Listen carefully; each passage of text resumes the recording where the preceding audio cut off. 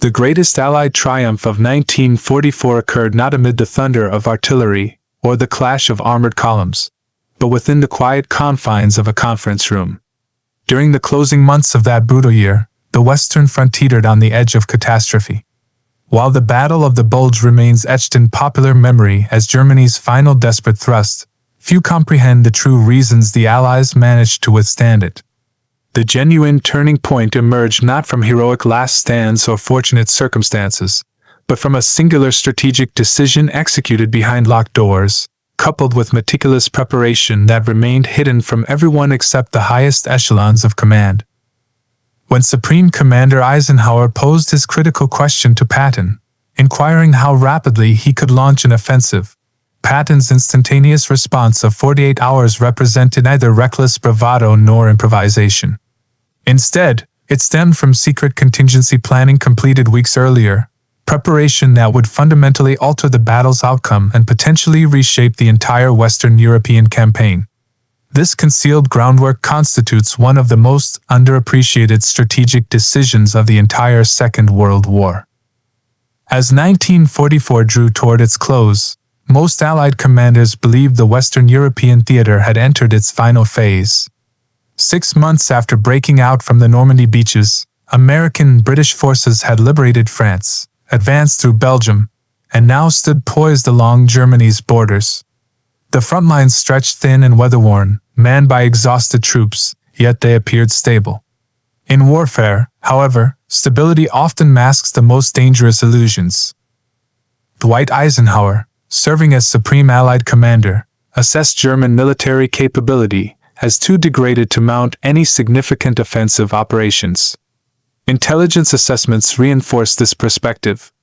Chronic fuel shortages, diminishing manpower, and deteriorating morale seemingly guaranteed that Germany could only maintain defensive postures. Across Allied headquarters, expectations remained uniform. A difficult winter followed by methodical progress, culminating in a decisive spring offensive into the Ruhr industrial region. Beneath this confidence, however, lay fractures nobody fully recognized. The Ardennes sector, characterized by dense forests, narrow thoroughfares, and challenging terrain, was deemed unsuitable for major military operations. It was held primarily by inexperienced American divisions, units recovering from previous engagements, and various headquarters elements. Supply lines stretched perilously thin. Weather conditions grounded Allied aircraft, and while the front remained quiet, defensive positions were dangerously sparse. To Allied planners, it appeared the ideal location to hold a defensive line with minimal forces. To Adolf Hitler, it looked like the perfect place to shatter it. Unknown to Eisenhower's intelligence staff, the German High Command had spent months assembling a strike force in nearly absolute secrecy. Complete armored divisions moved exclusively under darkness. Radio communications were minimized to prevent detection. Units employed sophisticated camouflage and deception measures. The very terrain that Allied commanders believed made offensive action impossible was the same landscape Hitler calculated would conceal one. For a fleeting moment in December 1944, the Western Front seemed controlled, predictable, and manageable. Within days, that illusion would disintegrate. The man who understood this reality first was George S. Patton. At dawn on December 16, 1944, the illusion of stability evaporated in a single devastating moment. Without any preliminary warning, the eastern horizon erupted with thousands of German artillery pieces firing simultaneously, more concentrated firepower than Americans had witnessed since the Normandy invasion. Shells cascaded across a 70-mile front, obliterating communication posts, supply installations, forward observation positions, and critical road junctions. Radio operators perished before transmitting situation reports. Entire platoons vanished in the opening bombardment. Following the artillery preparation came the armor. More than 200,000 German troops surged forward from the dense Ardennes forests, an area Allied commanders had dismissed as unsuitable for large-scale maneuvers. Behind the infantry rumbled approximately 1,400 tanks and assault guns, representing some of Hitler's final operational armored reserves. Panzer columns poured down narrow, ice-covered roads, exploiting morning fog as natural concealment. American sentries, half-frozen and anticipating another routine day, watched in disbelief as German infantry advanced in overwhelming numbers. The assault struck some of the least prepared formations in the entire theater. Numerous American units were newly arrived, recuperating from earlier battles, or dangerously spread across lengthy, supposedly quiet sectors. As German forces smashed into their positions, defensive lines collapsed with terrifying rapidity. Companies withdrew in disorder.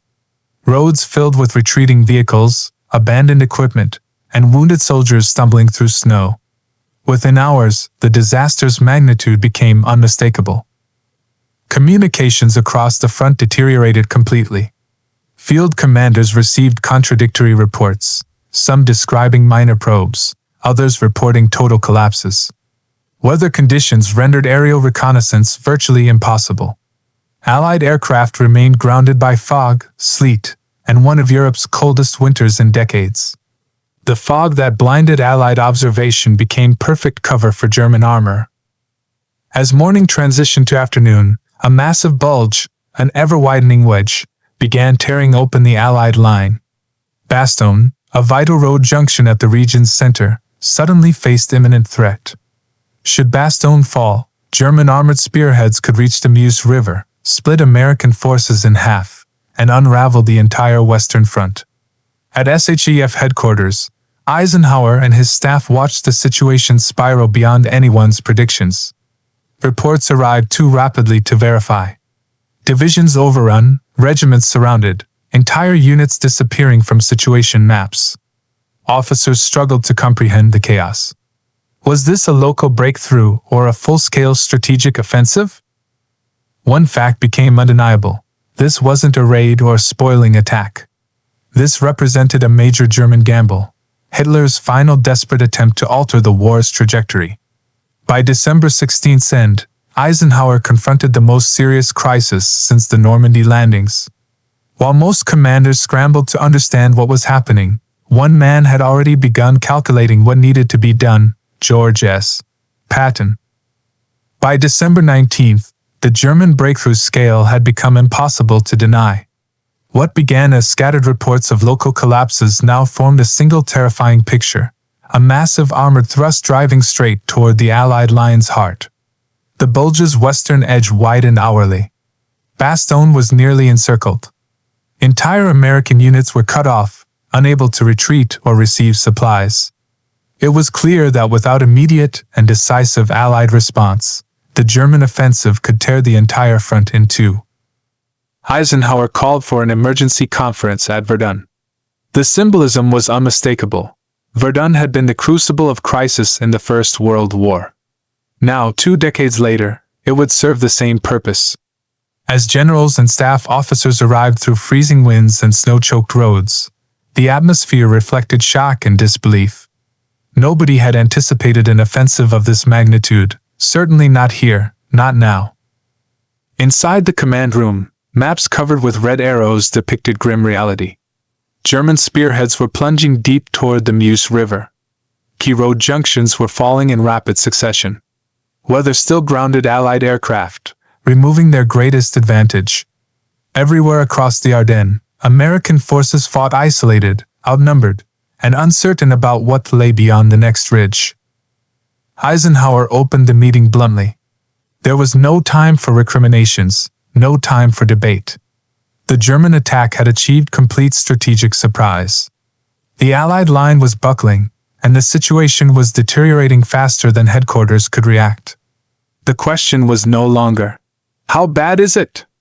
The question was, "How do we stop it?" He turned first to commanders responsible for the central sector.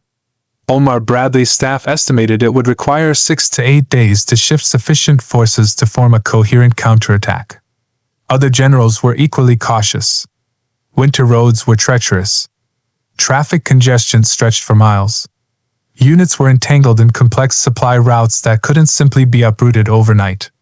One by one, commanders explained that redeploying major formations under these conditions would be slow, dangerous, and extremely limited. The tone grew darker with each assessment. at minimum a week before the Allies could mount meaningful response. Then Eisenhower turned to the one man who had remained silent, George S. Patton. Patton stood with hands behind his back, listening with a thin, unreadable expression. He didn't need additional reports or more time. While others were still grasping the crisis's scale, he had already begun calculating the counterblow. Eisenhower asked the question that would echo through history. "George, how soon can you attack?" There was no pause, no hesitation, no qualification. Patton answered as if the decision had already been made. "I can attack with 3 divisions in 48 hours."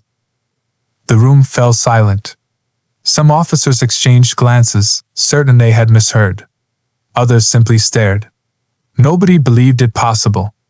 But Patton had come to Verdun not with doubt, but with a plan. For several seconds after Patton's declaration, the conference room remained frozen. 3 divisions in 48 hours, in the middle of winter, on iced roads, with traffic already collapsing under a retreating army's weight. It sounded less like a military plan and more like provocation. Some officers exchanged glances of disbelief. Others leaned forward, attempting to read Patton's expression for any hint of sarcasm.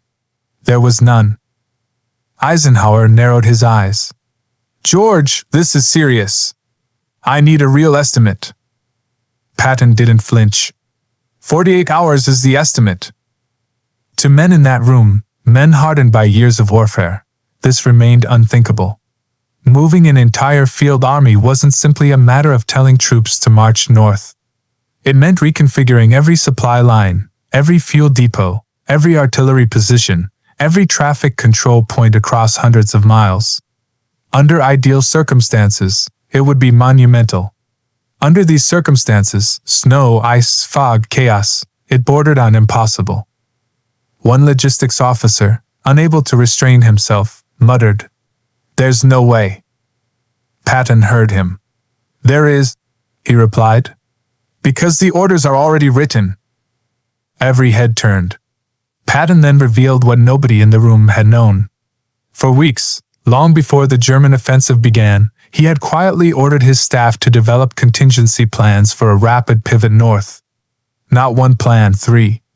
3 fully detailed operations outlining routes, timetables, supply requirements, and command responsibilities.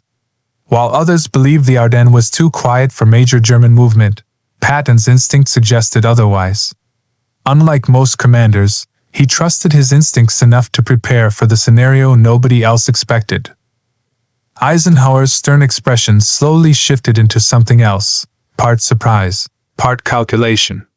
If Patton truly had 3 plans ready, then 48 hours might not be bravado after all. It might be the only opportunity to salvage the collapsing front. Finally, Eisenhower spoke, his voice measured, deliberate, carrying the Western Front's weight. "George, if you can do it, do it." Patton nodded once. But Eisenhower wasn't finished. He turned to the remaining commanders and staff officers and delivered a sentence that would be remembered long after the war. "Give Patton everything he needs. Priority fuel, priority roads, priority traffic control. He moves first." There was no mistaking the tone. Patton wasn't being allowed to attempt the impossible. He was being expected to accomplish it. The meeting dissolved into urgent motion. Officers rushed to telephones. Messengers ran through hallways. Eisenhower's staff scrambled to issue directives that would clear entire highways for Patton's army. The Battle of the Bulge's fate now depended on one man and on a 90-degree turn no army had ever attempted in modern warfare. When the Verdun meeting concluded, most officers left stunned, still trying to comprehend how Patton could possibly meet the deadline he had just committed to. But Patton himself didn't waste a second. He walked straight from the command room, stepped into freezing wind, and headed for his command car. The moment the door slammed shut behind him, he was already issuing orders. "Get the staff ready. We're turning the entire army north." Inside Patton's headquarters, that night's atmosphere has been described in diaries with words like electric, chaotic, and unbelievable. Maps were yanked from walls and replaced with new ones. Phones rang incessantly. Officers sprinted between rooms carrying updated orders, revised timetables, and hastily redrawn routes. It felt less like a headquarters and more like a living organism suddenly jolted awake. This was the moment when Patton's impossible promise began transforming into action. The truth is, he could only do it because the work had already been done. Weeks before the German attack, while most Allied commanders considered the Ardennes a quiet backwater, Patton had quietly ordered his intelligence and operations staff to study the region. He didn't like how quiet it seemed. He didn't like the vague intelligence indicators. He didn't like the pattern of German movements that others dismissed as random or desperate. Patton didn't know what Hitler was planning, but he sensed something was wrong, so he prepared. He demanded not one but 3 complete operational plans for a pivot north. Each plan included detailed march routes, fuel consumption calculations, supply line reversals, artillery and engineer repositioning, traffic control points, estimates for enemy resistance, and even contingency routes if roads iced over or became congested. His officers had complained, of course. They called it unnecessary work. They said the Ardennes was quiet.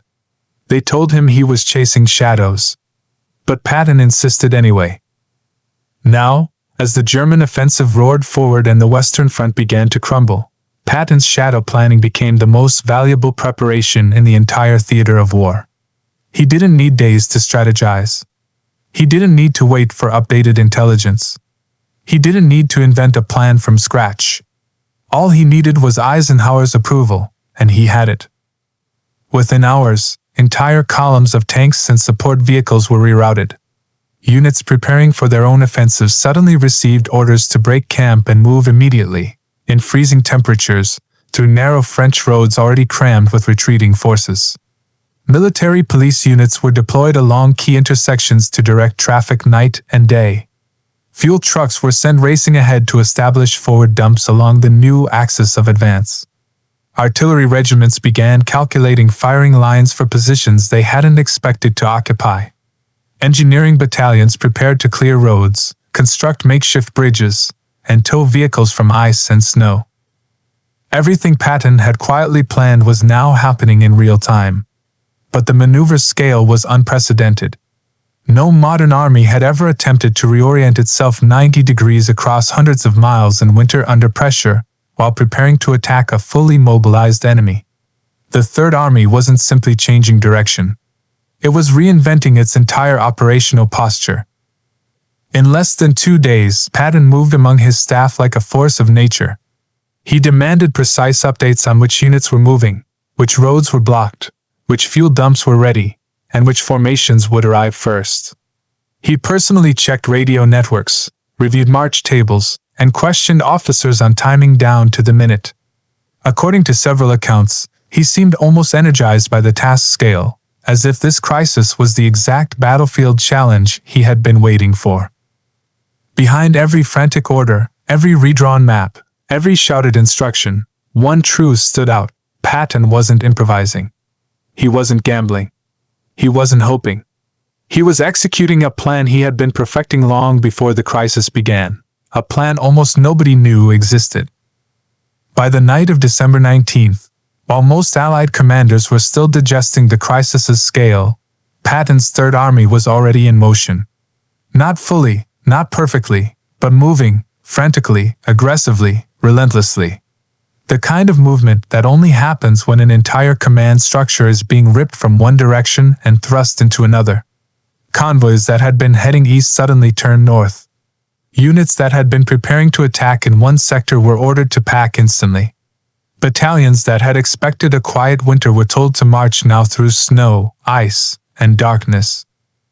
Everywhere across northeastern France and Luxembourg, the same transformation repeated itself. The Third Army pivoting like a massive steel organism, each part adjusting to the shock of a new mission delivered without warning. What made it almost surreal was that none of these men knew the complete picture. Most soldiers had no idea there was a major German offensive. They only knew the simple version: Patton wants us moving fast. But officers understood. They could see it on the maps. They saw reports of German armor pushing west, of American divisions being surrounded, of Bastogne nearly cut off. They knew what was at stake and grasped the magnitude of what Patton was attempting. The roads became the battlefield. Winter in the Ardennes wasn't just cold, it was punishing. Engines refused to start. Oil thickened. Tracks froze. Men marched through knee-deep snow with boots stiff from ice and breath turning white in the air. The roads were worse, narrow, winding, icy, clogged with refugees, reinforcements, retreating elements, and equipment moving in every possible direction. For traffic controllers, it was a nightmare. For Patton, it was simply another obstacle to be crushed. He issued one of his clearest orders of the campaign. Keep moving. Do not stop unless you are fired upon. And even then, keep moving. This wasn't bravado. This was doctrine. Patton believed speed was a weapon, one that could break an enemy purely through momentum. In the winter chaos of 1944, speed was the only weapon that could save Bastogne. Military police units were deployed across every major intersection, waving columns forward with flags, lanterns, even their bare hands in freezing air. Trucks and half-tracks rumbled past them for hours at a time. Tank crews leaned from turrets, shouting for directions. Ambulances slithered over ice. Engineers worked non-stop clearing roads, towing stuck vehicles, and cutting detours through frozen fields. For some formations, progress was measured not in miles but in feet. Yet the Third Army continued advancing. The logistics chain was rewired overnight. The true magnitude of Patton's pivot wasn't visible on the roads. It was buried in the supply chain. Fuel dumps were emptied and rushed north. Ammunition stores were reorganized so artillery units could fire immediately upon arrival. Repair units moved ahead of combat troops, ready to salvage every tank and truck that winter tried to kill. Medical teams were repositioned for casualties they knew were coming. Every supporting element, engineers, mechanics, quartermasters, clerks, became part of the same forward-driving machine. For the first time since Normandy, the Third Army's momentum was being used not to exploit a breakthrough but to create one. Despite the cold, the exhaustion, and the uncertainty, something strange happened along the march. Morale stayed high. War diaries describe it simply. Patton is on the move. For men who had served under him in Sicily, France, and the Lorraine campaign, that meant something powerful. They believed Patton could do the impossible because they had watched him do it before, and his presence made all the difference. Whenever possible, he rode forward in his command jeep, standing upright, binoculars in hand, scanning the horizon. Soldiers later recalled that seeing Patton on the road felt like watching the storm itself take physical form. A young infantryman put it best. When Patton came through, it felt like we could take on the whole German army. While Patton's army advanced north, inside Bastogne the situation deteriorated by the hour. German artillery hammered the perimeter. Supplies were dwindling. Medical tents overflowed. Temperatures fell below freezing. The defenders, primarily the 101st Airborne and elements of the 10th Armored Division, were exhausted, surrounded, and short of everything except resolve. The famous nuts reply had stiffened morale, but defiance didn't stop the cold or the shells. If relief didn't reach them soon, Bastogne would fall. And if Bastogne fell, the entire German plan, splitting the Allied front and pushing to the Meuse, might succeed. Everything now depended on Patton. By December 21st and 22nd, leading elements of the Third Army began reaching northern Luxembourg roads. Some units engaged German forces almost immediately. Others crawled forward inch by inch, fighting terrain as much as the enemy. But the impossible was happening. In less than 48 hours, the Third Army, tens of thousands of men, thousands of vehicles, entire divisions, had pivoted 90 degrees and reoriented itself toward Bastogne. And they weren't slowing down. The race to break the encirclement had begun. While Patton's army clawed its way north through ice and chaos, the situation inside Bastogne grew more desperate with every hour. What had begun as tenuous defense was becoming a siege, and the siege was tightening. The 101st Airborne Division, reinforced by elements of the 10th Armored Division, held the town's defensive ring. But held is a generous word. They endured. They froze. They bled. They fought off attack after attack from German infantry, tanks, and artillery, often with little more than determination and whatever ammunition remained in their pouches. The Germans understood the stakes as clearly as the Americans did. Bastogne was the knot holding the German advance together. Cut it, and the entire offensive unraveled. Capture it, and the road to the Meuse opened wide. That's why German artillery pounded the perimeter relentlessly, day and night, through fog and snow, with barely a pause. Inside the town, conditions were brutal. Medical stations were overwhelmed. Morphine ran short.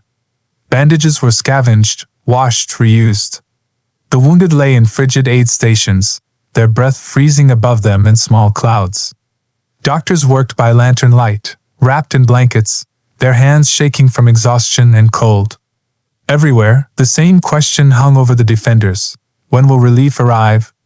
And nobody had an answer. On December 22nd, German officers approached American lines under a white flag, demanding surrender. Acting Division Commander Brigadier General Anthony McAuliffe scribbled the now famous reply. Nuts! His four-stack response was a brief spark of defiance, a small burst of humor and a worsening nightmare. But defiance alone wouldn't stop the cold, or the artillery, or the tanks massing outside the town. While Bastogne battled to stay alive, Patton's leading divisions fought their own war of attrition. The 4th Armored Division, serving as the spearhead, encountered German defenses that were increasingly frantic, increasingly concentrated. German commanders, realizing Patton's approach threatened to collapse the offensive, began diverting units originally sent west toward the Meuse. Every mile was a contest of endurance. Every village became a firefight. Every ridge held a potential ambush. But despite worsening resistance, Patton kept pushing. He pressed his commanders relentlessly. Faster. We must get there faster. Messengers reported the worsening situation inside Bastogne. Ammunition almost gone. Medical supplies nearly exhausted. Paratroopers fighting on half rations with no winter gear. Patton knew what that meant. He knew the timeline was closing. The German noose was tightening. If the Third Army didn't break it soon, Bastogne would suffocate. Then, as if the tension weren't enough, winter marched in with renewed fury. Snow thickened. Ice hardened. Fog curled around trees and roads, shrinking visibility to mere yards. Vehicles skidded into ditches. Tanks stalled. March columns slowed to a crawl. Patton responded the only way he knew how, by accelerating the pressure. He visited units on the road, shouting encouragement, ordering stalled vehicles pushed aside, clearing choke points, and driving his men through the cold with a singular message. Bastogne is waiting.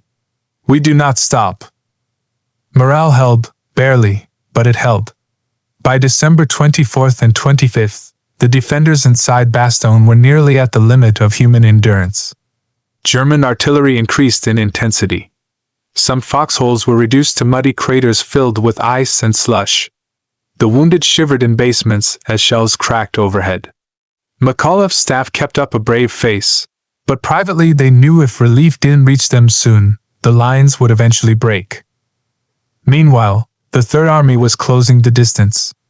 The 4th Armored Division fought its way toward the town, smashing through German blocking positions that grew more desperate by the hour. Each engagement drained precious time but also revealed something important. The Germans had not expected Patton to arrive this fast. They were reacting, not planning. And that shift, German reaction versus American momentum, was the first sign the tide was turning. On Christmas Day, the gap between Patton's spearhead and Bastogne tightened to only a few miles. The defenders inside the town could hear distant artillery that wasn't directed at them, American artillery advancing north. Relief was coming. Not soon enough, but close. The race entered its final hours. By the early hours of December 26th, the race for Bastogne reached its final breathless stretch. The Third Army had been driving north for days, fighting terrain, weather, exhaustion, and German resistance with a ferocity that defied every military expectation. But now, at last, they were close. Patton's headquarters monitored every radio report, every map update, every crackling field transmission. The 4th Armored Division, his chosen spearhead, was within striking distance. The men were frozen, exhausted, and battered by constant combat. But they were also running on something else: the knowledge that an entire garrison of American soldiers was holding on for dear life, waiting for them. Inside Bastogne, the defenders could sense something changing. The thunder of German artillery remained constant, but beneath it, faint at first, then growing, came the unmistakable sound of distant American guns. The sound told them what they dared not assume: Patton was coming. Patton pushed his commanders harder than ever. He demanded hourly updates, ensured fuel reached the front, cleared traffic snarls by personal intervention, and kept every element of the Third Army focused on one mission: break the encirclement. German forces, realizing the danger, began reinforcing their southern lines. Units meant to drive west toward the Meuse were instead dragged back to block Patton's advance. The German timetable, once so precise, had begun to fracture. Commanders complained of fuel shortages, broken communications, and mounting casualties. Still, the Germans fought with the desperation of men who understood the stakes. They launched counterattacks along the southern approaches to Bastogne, slowing American progress to a grinding crawl. Every village became a battleground. Every ridge required a fight. Every advance was paid for in blood. But the Third Army would not stop. Shortly before 1600 hours, Combat Command R of the 4th Armored Division fought its way through the German-held village of Ardennes, just a few miles south of Bastogne. It was here, in this small hamlet, that the final barrier lay. German defenders threw everything they had into the fight: machine guns, anti-tank weapons, infantry assaults across snow-covered fields. The battle raged through houses, across narrow streets, and along the icy road that led directly to Bastogne. Then, at approximately 1650 hours, it happened. Contact. Contact with Bastogne. A small patrol of American tanks and infantry, led by Lieutenant Charles Bogus of Company C, 37th Tank Battalion, pushed past the last German positions and crested a rise overlooking Bastogne's southern edge. In the distance, they saw familiar shapes: paratroopers of the 101st Airborne waving, signaling with helmets and arms. The link-up had been made. The siege of Bastogne, one of the most desperate defenses of the entire war, had been broken. It wasn't a grand scene, no sweeping visuals, just a handful of tanks, a few dozen exhausted infantrymen, and paratroopers who had been surviving on determination and dwindling supplies for days. But its symbolic weight was enormous. American units that had been surrounded, isolated, and pounded relentlessly by German artillery were now connected once more to the Allied front. Supplies could now flow. Reinforcements could move in. Casualties could be evacuated. The defenders, who had held on by sheer will, could finally breathe. When news of the breakthrough reached Patton, he did not gloat. He did not boast. He did not celebrate. He simply said, "A man must do his best. If we won." It was a typically understated remark from a commander whose audacity had just accomplished what many believed was impossible. But breaking the encirclement was not the end. The Germans still held surrounding high ground. Their forces were dug into strong defensive positions, and the weather remained brutal. The Third Army needed to widen the corridor, secure supply lines, and push the Germans back to prevent another encirclement attempt. Fighting continued for days. Some of the fiercest clashes of the entire Ardennes campaign happened after the link-up. The Wehrmacht, sensing their offensive slipping away, threw in every reserve they could muster. But the psychological turning point had already occurred. The moment Patton's men reached Bastogne, the Battle of the Bulge's momentum shifted decisively to the Allies. Hitler's last desperate attempt to split the Allied front and force a negotiated peace was now unraveling. Patton's maneuver, unprecedented in scale and speed, had shattered the German timetable, disrupted their operational rhythm, and restored Allied cohesion. The impossible had been done. The encircled had been reached. And what had begun as a disaster for the Allies had been transformed into one of their most celebrated actions: because one general had prepared for a moment nobody else believed would come. When the link-up at Bastogne was confirmed, the Allied command felt a wave of relief that cannot be overstated. 4 days, Eisenhower and his staff had watched the map change with terrifying speed as German arrows pushed westward, threatening to split the Allied armies in half. But now, at last, momentum was shifting, and that shift was happening in places far beyond Bastogne itself. Inside German headquarters, the mood was entirely different. There had been no room for optimism even before the breakthrough. But now, the cascading failures became impossible to ignore. Fuel shortages crippled armored units. Roads jammed with unexpected American counterattacks. The weather, once a powerful ally, began to clear, bringing Allied aircraft roaring back into the skies. And worst of all, Patton's advance had forced German commanders to divert units intended for the main thrust toward the Meuse. The Great German Gamble depended on speed, shock, and coordinated thrusts. Patton disrupted all three. The original plan for the Ardennes offensive required the Wehrmacht to reach the Meuse River quickly, securing crossings and fanning out toward Antwerp. But Patton's rapid pivot and subsequent assault from the south forced the Germans to reallocate their reserves. Instead of racing west, German armor was now entangled in a desperate struggle to block Patton's spearhead. Every hour Patton advanced northward was an hour stolen from Hitler's timetable. The German High Command realized it too late. By the time they understood the scale of Patton's movement, the initiative had slipped from their grasp. Reports from the field were grim. Panzer divisions were immobilized for lack of fuel. Infantry units were running out of ammunition. Morale plummeted as Allied air power returned. Communications broke down across shattered forests and snow-covered roads. One German officer later wrote that the situation felt like watching the offensive bleed out in the snow. Eisenhower understood that Patton's success was more than just tactical. It was operational glue, the act that reconnected a front in danger of splitting apart. As supply corridors opened and reinforcements began pouring into Bastogne, the broader Allied line regained its coherence. Divisions that had been on the brink of collapse now stabilized. Counterattacks became possible. Morale surged. For the first time since December 16th, it was the Germans who felt surrounded, pressed from the north by forces defending the Bulge, from the south by Patton's Third Army, and from the air by Allied aircraft now attacking with vengeance. Eisenhower's staff, once near panic, now shifted to cautious optimism. The Supreme Commander had taken a risk in backing Patton, but it was a calculated risk, and one that had paid off. In later diaries and recollections, Eisenhower's staff described the Verdun meeting as the moment the war in Western Europe almost slipped away. But they also described something else, the quiet confidence Eisenhower displayed when Patton made his 48-hour promise. He had understood something others did not, that Patton's unique combination of preparation, intuition, and audacity made such a maneuver possible.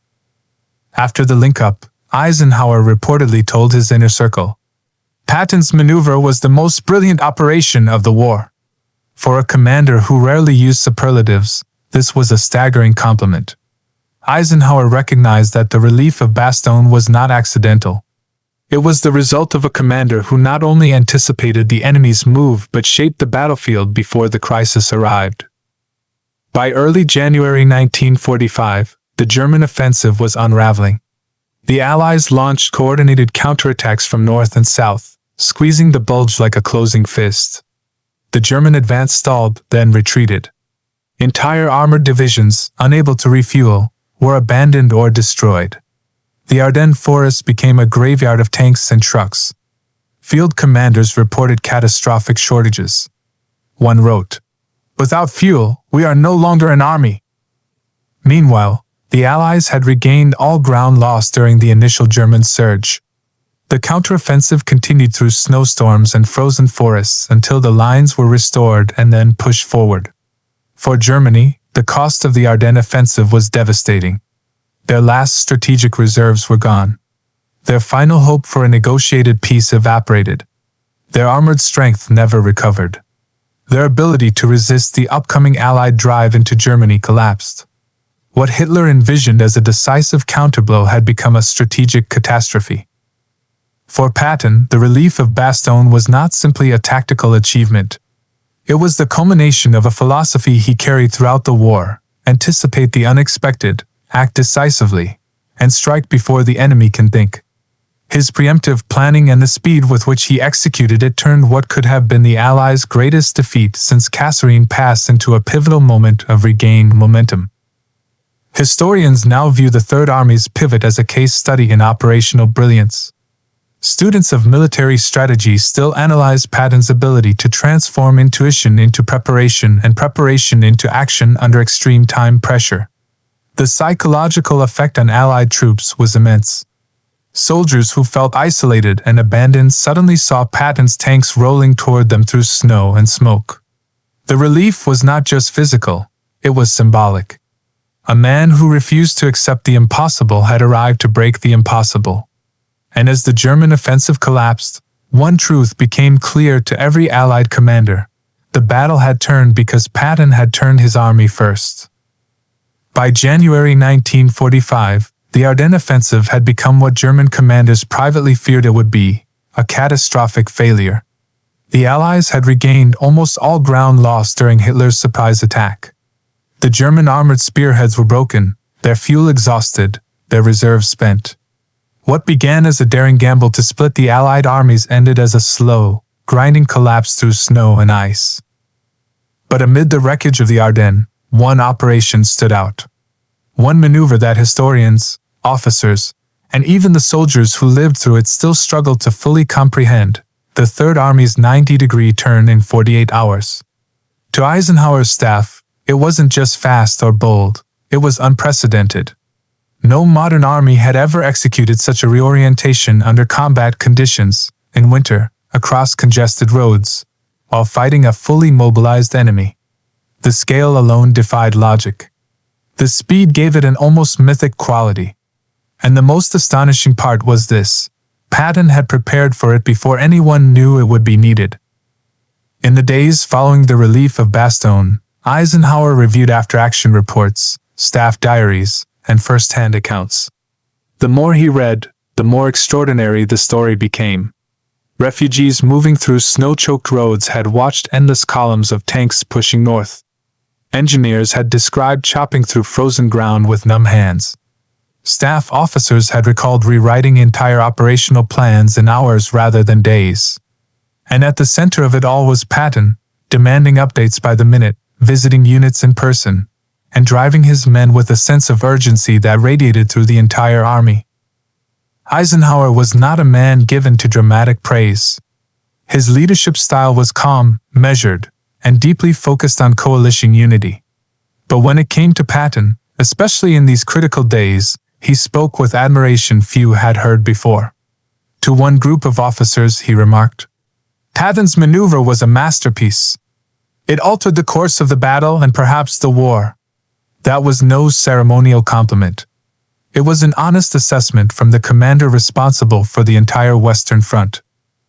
The relief of Bastogne didn't just save a division, it saved the integrity of the Allied line. It gave Allied forces the breathing room needed to reorganize and counterattack, and it shattered Hitler's dream of forcing a negotiated peace. By late January, the German army in the West was a shell of its former self. Their armored corps had been ripped apart. Their fuel depots emptied. Their strategic reserves, meant for the defense of the Rhine, were gone. The path to Germany now lay open. And looking back, Eisenhower would repeatedly point to the same moment as the hinge upon which the entire Ardennes campaign turned: not the German offensive, not the nuts reply, not any single tank battle or defensive stand, but the decision made behind closed doors at Verdun and Patton's immediate response. For decades, military historians have studied Patton's 48-hour promise, searching for the deeper lesson. Was it intuition? Was it professional discipline? Was it the product of years studying mobility, momentum, and shock warfare? The answer, as the Verdun meeting revealed, is simpler and far more rare. It was preparation. Preparation done quietly. Preparation dismissed by others. Preparation that existed only because Patton refused to believe the enemy was finished. and when the impossible moment arrived, that preparation became the difference between collapse and victory. As the campaign closed and the Western Front surged forward again, Eisenhower offered an assessment that would become one of the most iconic statements of the war. Speaking to his staff, he summarized the entire Ardennes crisis in a single line that captured both the scale of the challenge and the force of the man who met it. If anyone could accomplish the impossible, it was Patton.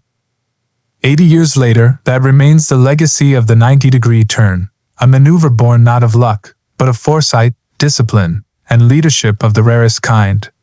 It stands as a testament to the power of preparation, the value of trusting one's instincts, and the critical importance of planning for scenarios others dismiss as impossible. The Battle of the Bulge was Germany's last major offensive in the West, and its failure sealed the Third Reich's fate. But the story of how that failure came about, how a crisis that nearly shattered the Allied front was transformed into a decisive victory, begins and ends with a meeting room in Verdun, a general who dared to prepare for the unthinkable, and 48 hours that changed the course of World War II. The hidden preparation, the secret contingency plans, the trust between Eisenhower and Patton, and the extraordinary execution under impossible conditions, these elements combine to create one of the most remarkable military operations in modern history. It reminds us that in warfare, as in life, the greatest victories often belong not to those who react fastest to crisis, but to those who prepare for it long before it arrives.